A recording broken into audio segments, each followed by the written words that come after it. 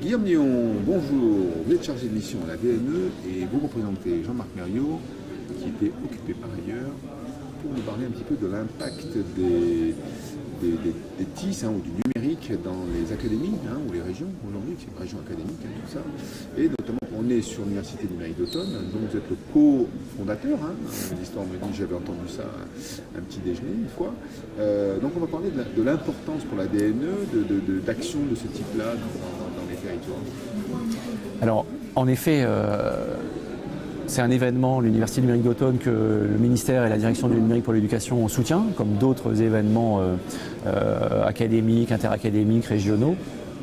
On les soutient pour plusieurs raisons. C'est des événements importants qui permettent de communiquer, de valoriser le numérique éducatif. Et c'est encore nécessaire aujourd'hui de faire de la pédagogie, de montrer ce que sont les utilisations pédagogiques, ou présenter ça à un public diversifié, et notamment à des élus, de leur montrer ce qu'on peut faire avec ça. C'est un moment de formation. Ici, de très nombreux enseignants du premier degré et du second degré vont venir voir.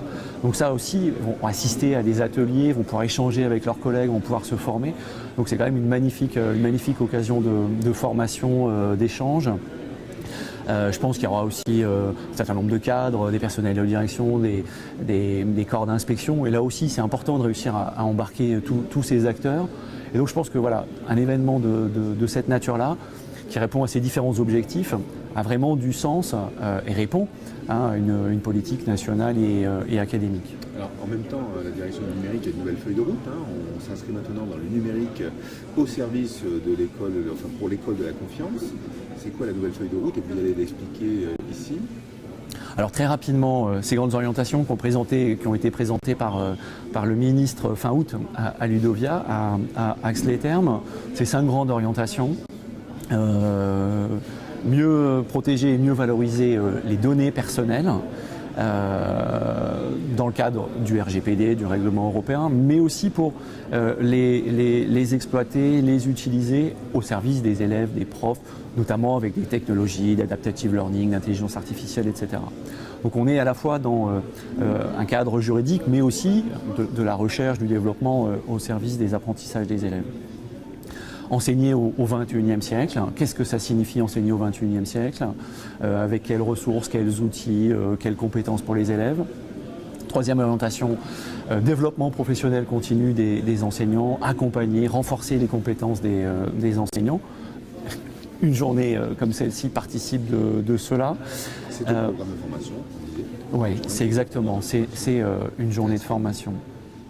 Quatrième orientation, ce sont les compétences numériques des élèves qui sont aujourd'hui définies dans un référentiel, cadre de référence des compétences numériques, mis en jeu dans la plateforme PIX.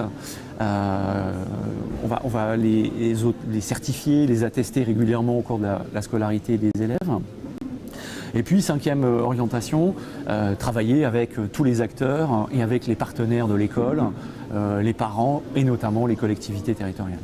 Alors, pour reprendre un petit peu l'idée de l'importance des collectivités territoriales, on est dans un processus de fusion des académies à l'échelle régionale. Les régions ont été elles-mêmes fusionnées, un gros travail de fusion a été fait il y a 2 ou 3 ans. Aujourd'hui, donc, pour l'éducation nationale, les académies travaillent en collaboration avec les régions et de toute importance, c'est pourquoi.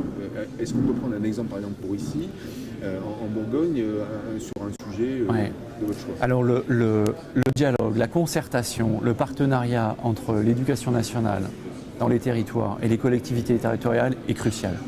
Parce que le numérique est un domaine de compétences partagées. C'est très simple, dans une école, un collège, un lycée, l'accès à Internet, les infrastructures, les équipements, là maintenant, ce sont des compétences des collectivités territoriales. Donc l'éducation nationale et les collectivités doivent absolument travailler ensemble, se concerter, réussir à élaborer des projets communs. Exemple, environnement numérique de travail. La nouvelle grande région Bourgogne-Franche-Comté s'apprête à lancer un marché d'ENT. C'est un phénomène qui se produit dans toutes les régions.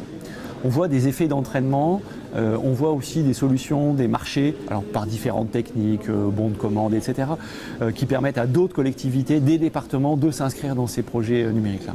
Donc là, on voit des phénomènes de rapprochement qui sont vraiment intéressants et qui illustrent ce travail conjoint État et collectivités territoriales.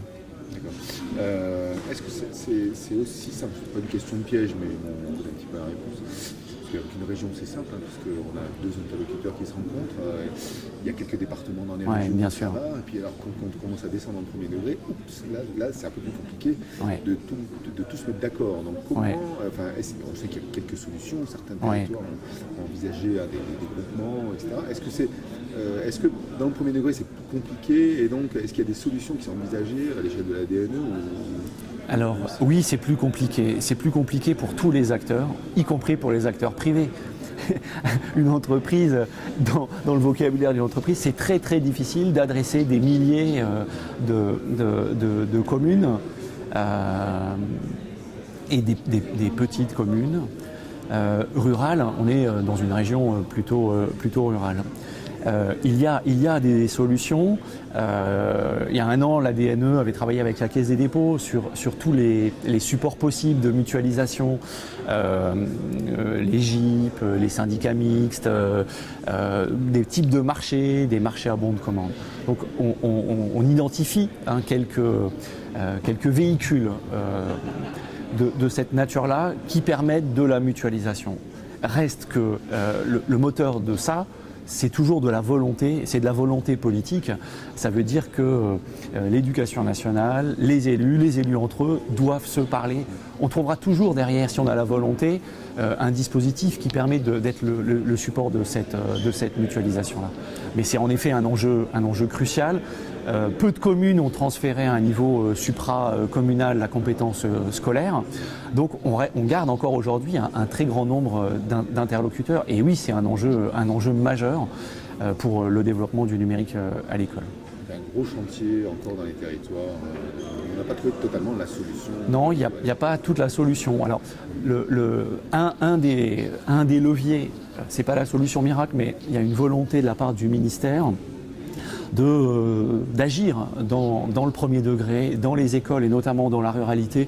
Un des appels à projets que mène actuellement le ministère, qui s'appelle ENIR, en direction des écoles rurales. Donc on a bien identifié cet enjeu-là, notamment dans la ruralité, dans la grande ruralité, et on essaye de soutenir, d'impulser, de soutenir financièrement l'effort de ces petites communes.